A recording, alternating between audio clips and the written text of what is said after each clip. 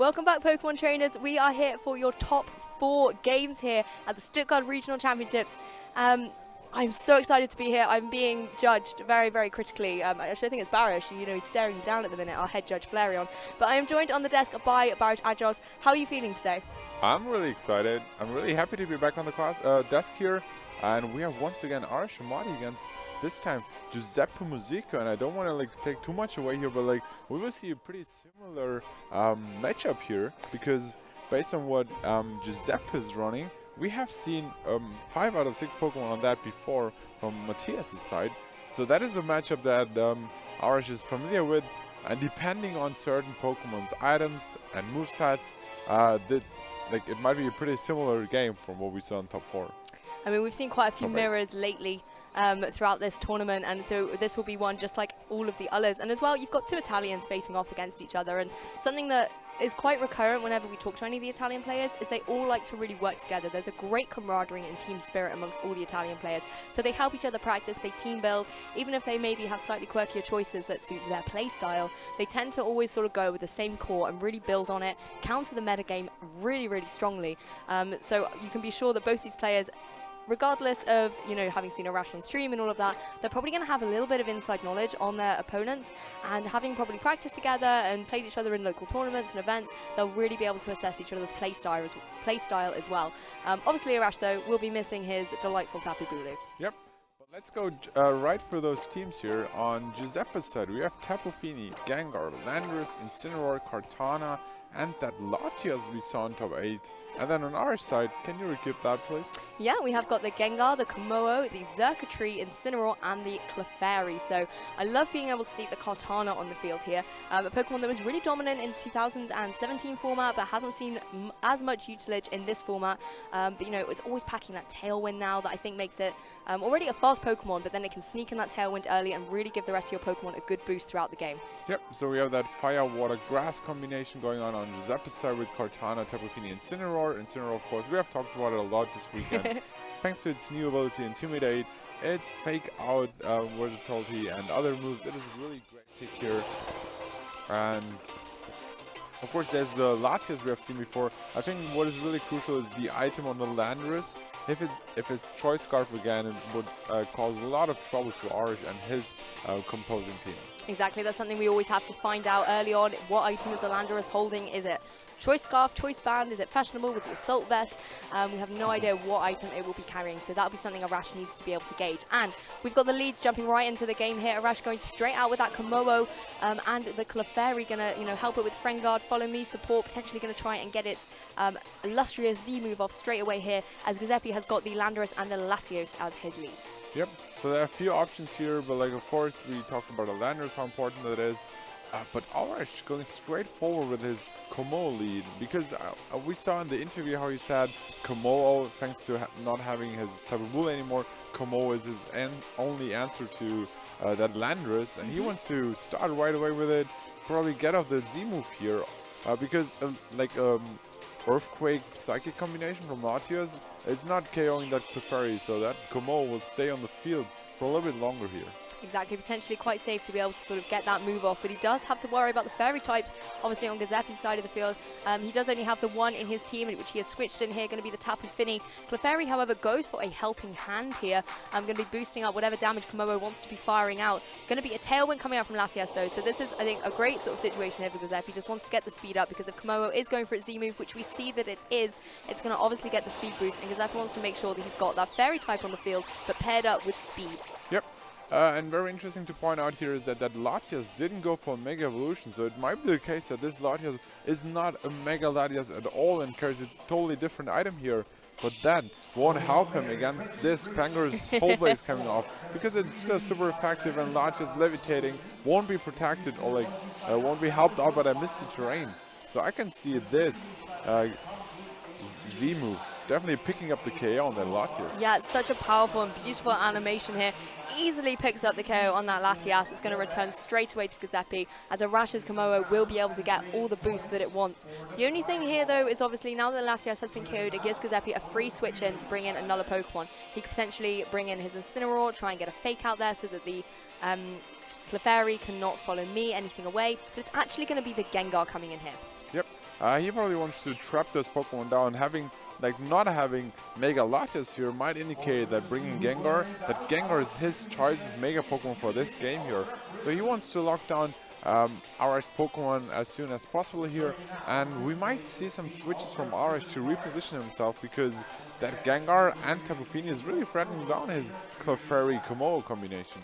Exactly. If it's going for something like a Moonblast, that's going to do a huge amount of damage to the Komodo. Obviously, Clefairy can follow me that way, but Gengar with something like Sludge Bomb as well can really threaten the KO on that little Clefairy over there. As well with Tapu Fini, if it wants to go for something like Muddy Water, just start trying to get some accuracy drops, that's always an option that it can go for. And that's something we've seen Tapu Fini utilize really, really well, as long as it can obviously hit the Muddy Waters. Komodo, though, going to switch straight out, even though it had the boost. That's something we saw Arash do in his game against Matthias as well. Gets the setup, gets the Z move damage off, but the switches out. Maybe doesn't worry about the boost too much. It's more about sort of getting rid of them for the greater good and getting his switch in here for his Gengar. Clefairy's going to go for the Protect, though. Doesn't want to take any damage, keep that Friend Guard alive for the Gengar that switched in. As Gengar on Giuseppe's side is going to go for the Icy Wind. So this can do a little bit of chip on to Arash's own Gengar that he switched in, and obviously lower the speeds. So Giuseppe really focusing on the speed tiers here. He's got Tailwind up, he's got an Icy Wind off as well, which leaves Tapu Fini able to go for a Carmine, start boosting up here. Yeah, I was fearing Dazzling Gleam Choice Specs Tapu Fini for a second here, because that would have really caused trouble for Arash. Pick up the KO on that Komodo potentially, but we just see a Icy Wind and Carmine coming off, so boosting that Tapu Fini a little bit here, helping him against that opposing Gengar. And then the Icy Wind, also having Tailwind up. I'm not entirely sure where Giuseppe is going with that Icy Wind play here. Was it necessary, really? I'm not quite sure here, but Clefairy is now trapped.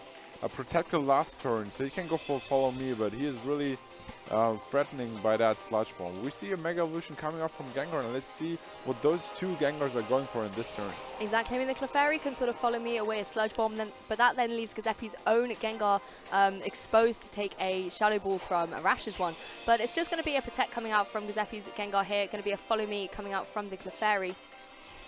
And it's going to be interesting to see what move the Tapu Fini has gone for. It's going to be that Muddy Water, but it will be avoiding, I believe it was the Clefairy there, and going to connect onto the Gengar, going to take it down below 50%. No Muddy Water actually drops though, however, and that Shadow Ball going into the Protect. So a great call there from Giuseppe, maybe thinking that Arash was going to protect the really obvious sort of Sludge Bomb move and didn't want to expose out his Gengar here. I really like that play. After that Icy Wind and that Muddy Water, Gengar is really down in HP, and another Muddy Water, thanks to that Tailwind and Icy Wind combination, of course, is faster than the Gengar. So that +1 Muddy Water might, if it connects, of course, pick up the KO on Gengar here. So Arash is in a really difficult position here. Clefairy not dealing any offensive pressure at all, so it's all about the Gengar or switching in anything here, but you don't want to switch in anything into Gengar and Tapu Fini on the field, and that Protect from Giuseppe was so clever. It really was, and Clefairy's going to go for the Follow Me. As you said, it's not really an offensive Pokemon, it is the defensive buddy, support Pokemon that you always want on your side, but it is going to take a Sludge Bomb. It's going to be enough to hang on though, but Tapu Fini's going to, I think, have something to say about it with a Muddy Water. This could be enough to pick up the KO on that Clefairy. It is, and oh, the Gengar just survives. I was going to say it's a double KO, but no, Gengar hanging on. Going to fire off a Sludge Bomb into the Tapu Fini on Giuseppe's side. Going to do some good damage, not enough for the KO though. And it will activate the Leftovers. So interesting choice there on the Tapu Fini. We often see it packing the berry, but you know, Giuseppe's opted for the more sort of slow and steady, consistent recovery option there. Yeah, you need quite a few turns for that Leftovers to overcome the healing potential of a berry that heals up to 50% here. But of course, you start healing up yourself earlier than with those berries, and you can play around the Leftovers other than knocking it off. But like, it's not like you can deal damage so that the berry doesn't broke. So interesting choice here. Like, short term it won't help you, and I don't think this Tapu Fini will stay on the field for too long. I'm not entirely sure if I would have went for the Sludge Bomb with Tapu Fini, or potentially pick up the KO on that Gengar with Shadow Ball, because then Giuseppe would be down to his last two Pokemon. Of course, and as well, I believe Tailwind has now expired, but Icy Wind did connect on the opposing Gengar, so Arash does want to get it off the field as it will be at a speed disadvantage. Going to be the Komodo jumping right back onto the field here, its shiny form on the field here, paired up with the Xurkitree. That's just going to protect this turn, doesn't want to take any damage from the boosted Tapu Fini or the Gengar, which is going to go for another Icy Wind. Giuseppe perhaps predicting that the Gengar was going to switch out, and he wants to keep the speed advantage sort of in his favor. The Icy Wind as well, that's going to do super effective damage against the Komodo, being obviously the dragon type Pokemon there. So that was a really good choice from him there, I think, to keep the speed advantage in his favor. Tapu Fini going for the Muddy Water though, going to connect on the Komodo, just chip away at it a little bit more. So I'm not too sure what Komodo can do in this situation other than to have sort of sacrificed itself here for the Gengar. Yeah, I really like that Gengar play out here from Giuseppe's side, trapping 2 opposing Pokemon and then having the Ice Wind option to just lower the speed. Because whatever comes in, like, at the moment, Arash won't be able to switch out any Pokemon here, so he's stuck with his Xurkitree and Komodo, but Xurkitree is really pressuring down that Tapu Fini. But we have to keep in mind that there's still a Landorus in the back for Giuseppe. So that is threatening the Xurkitree, of course, so we have to see how Giuseppe is playing out his Gengar to deal with that Xurkitree before Landorus switches in and takes care of that. Of course, Xurkitree still at full HP as well, hasn't had any of Giuseppe's damage whittling away at it. Obviously, Gengar still could threaten it with a really high attack, but it is applying a lot of damage to Tapu Fini, so we might see Giuseppe protect on it here, but no protects. The only protect coming out from Komodo. Going to be Xurkitree avoiding that Icy Wind, is able to get off a Thunderbolt here. Going to go into the Gengar here, not the Tapu Fini. Won't be picking up the KO, but does get paralysis, so dealing a little bit of speed sort of strategy of its own there. The Muddy Water coming out from that Tapu Fini, though, that was obviously able to survive, wasn't targeted by the Thunderbolt. Going to go into the protective Komodo and do some good damage to the Xurkitree. You know, that Calm Mind, I think, paying off there, taking it down to nearly 50%. So a lot of really crazy things going on here. First of all, that Icy Wind avoid on that Xurkitree. So Gengar has a speed set of 200, and if Xurkitree is not trained in a way that is over 150, then this Xurkitree will be slower than even the paralyzed Gengar. So not going for the not going for that Tapu Fini with the Thunderbolt. Probably predicting a protect there, but going into that Gengar and then getting the benefit out of the side effect, the secondary effect of Thunderbolt, getting that paralysis. So now a Thunderbolt in the Tapu Fini, and Komodo just going for his attack would be able to pick up 2 KOs here. Yeah, I mean, the Thunderbolt went in to protect their clanging scales coming off from the Komodo. Going to be obviously not hitting that Tapu Fini, but it will be enough to pick up the KO there on Gengar.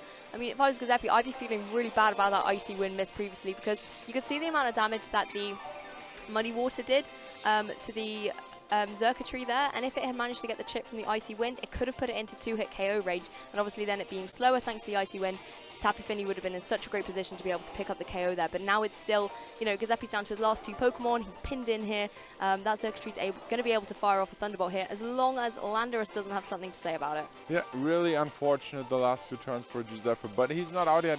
He has his Landorus on the field, and I don't think we have confirmation about the item of Landorus yet, so we have to see how fast it is, which item it carries, and how he can deal with both Xurkitree and Komodo. Of course, they're both down in HP. And if this is not a Choice Scarf Landorus, is it then still faster than this Komodo? Of course, if it is Choice Scarf, we've seen that Arash does have his Gengar in the back, a Pokemon that's not going to appreciate taking any ground-type moves either. Arash just going to protect up with his Xurkitree. It is going to be Earthquake coming out, so we have confirmation it's a physical variant. Still no confirmation if it's Choice Scarfed or not, though, due to the speeds, I believe. But it is going to pick up the KO on the Komodo, so that means Arash will be left with his Gengar and his Xurkitree. Moonblast comes out from the Tapu Fini, though, that was able to take the damage from its partner Pokemon and not be KO'd in the situation. So if this is Choice Scarf, then bringing in your Gengar and Xurkitree, you're not really going to have too many answers for it. Yep, and Gengar's really down in HP. Another question is if this is not Choice Scarf, and if Gengar on our side carries the move disable, then he could disable away the Landorus from Earthquaking, and then Xurkitree would be in a great spot here. So it all comes down to how fast is Landorus, and which attacks does Gengar have next to Sludge Bomb and Shadow Ball. This is the time when you really want a cheeky Hidden Power Ice packed on your special attackers here of Xurkitree and Gengar. And if you've got a way to be able to survive an attack from Landorus and be able to get that off, it could be game-changing. But if I'm Giuseppe here, you potentially want to maybe protect on the Tapu Fini and just go for another Earthquake. Gengar obviously in a great position depending on what moves it's got to fire off some good damage, but I don't think it's really got anything that can pick up the KO on this opposing Landorus. It's going to be the protect from Tapu Fini, so I think it will be another Earthquake. Shadow Ball going to come out though from that Gengar going into the Landorus slot. How much damage will this do though? It takes down to 67 HP, and it is going to be the Earthquake coming out from Giuseppe, outspeeding that Xurkitree. And I believe this will get the double KO and mean that game 1 goes to Giuseppe. Very interesting game. It was open for the longest time here, but now that Earthquake sealing up, picking up 2 KOs, Gengar and Xurkitree going down, and Giuseppe takes the first game against Arash Ommati. Like, I don't want to stress out how Arash lost his Tapu Bulu anymore. We talked about that before, and might help a little bit in that matchup, but it was still pretty close here. So good game to both players. I'm really excited to go into game 2. Do you expect any adaptations? Is there, like, I don't think Arash can do too much here. I don't know if that Incineroar would help too much. I really like Xurkitree, especially against that Tapu Fini.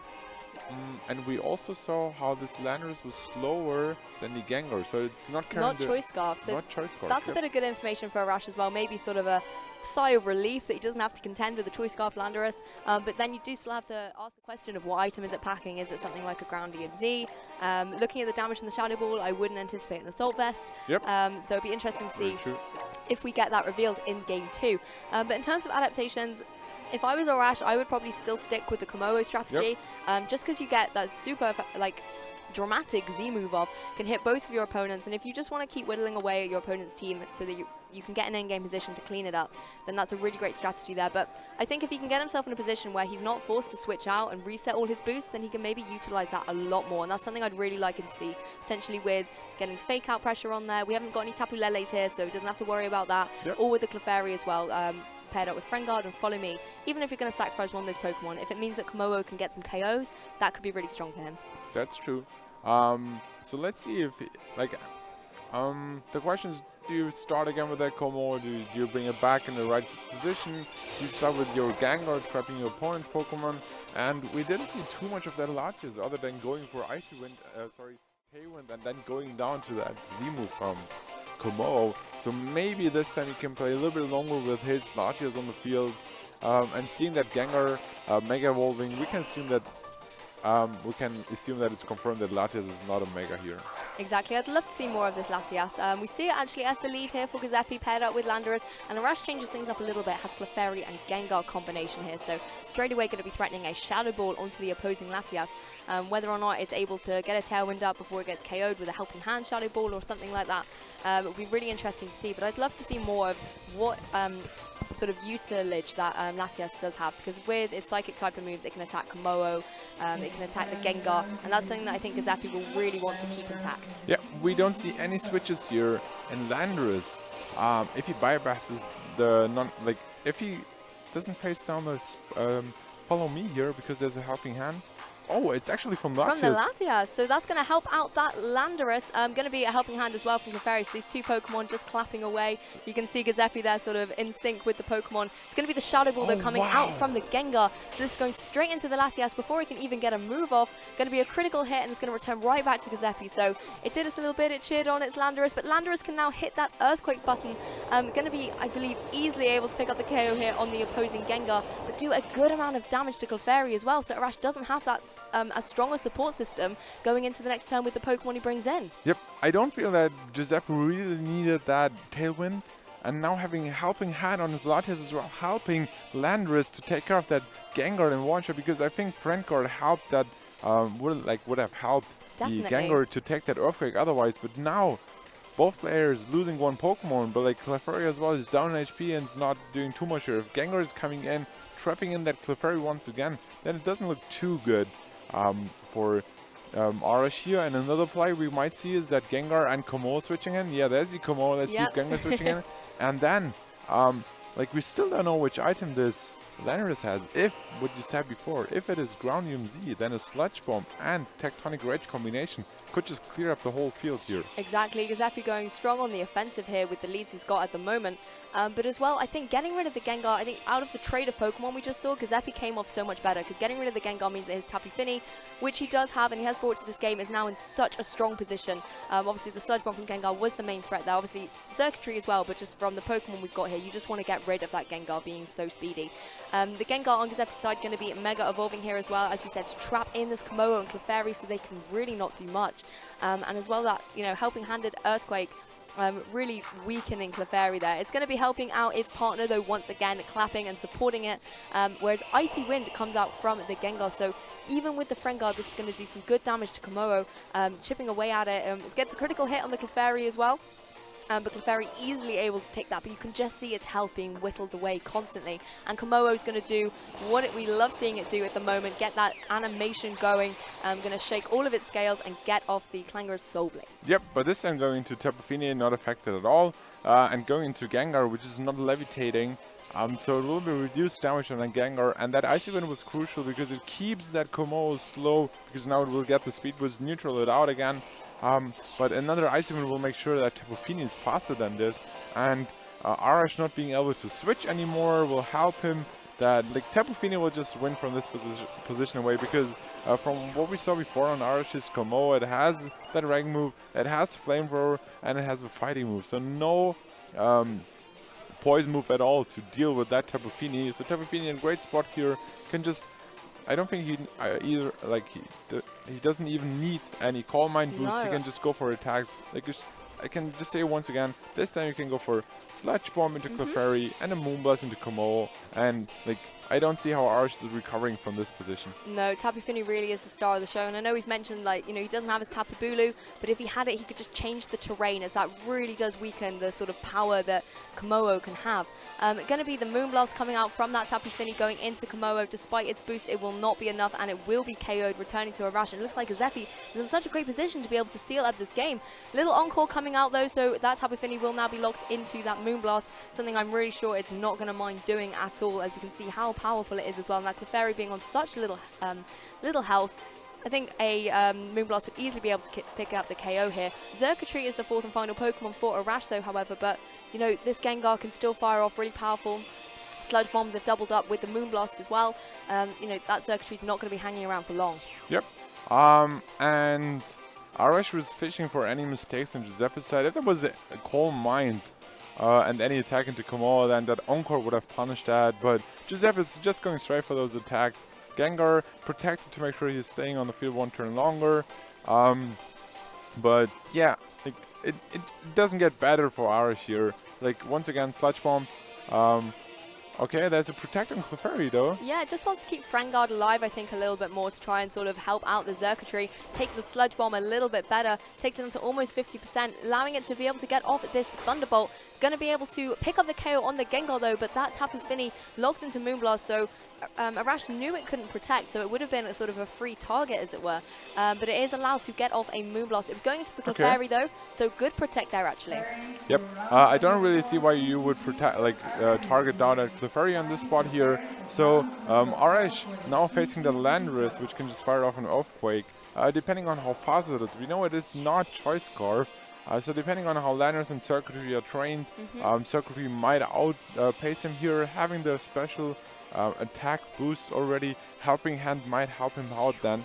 We see how this Landorus has lower HP stat than Matthias Landorus, so there are like a few options here for Arash to come back, but it's really difficult. Yeah, I think we saw in the previous game the Landorus outspeed the Xurkitree, but we have had a few situations on stream where, you know, we've seen it one turn and then the next turn, oh, it was speed tie, so you just never know with these games on stream. So if I was Giuseppe, I'd be really happy to have my Landorus in the back coming out into the field here. Going to be another Protect from that Clefairy though, really wants to be on the defensive as Landorus goes for that Earthquake, so it's going to connect onto the Xurkitree and the Tapu Fini, and at the health that Xurkitree is at, I really don't think it will be surviving, but with Friend Guard, you never know. Unfortunately, no. Unfortunately not. Clefairy, it managed to hang on with that double Protect, but Xurkitree will be going back to Arash, and it looks like Giuseppe will be your first finalist here at the Stuttgart Regional Championships. Incredible run for him. We haven't talked too much about championship points and prize money here, but this regional, having more than 100 players, has a prize pool of, like, I don't know the exact amount of prize pool, but like first place gets $2,000. Like finalist, the runner-up will be going home with 1,000. So Giuseppe making it to the final, already won $1,000 here. Incredible run so far, defeating Arash in semifinals.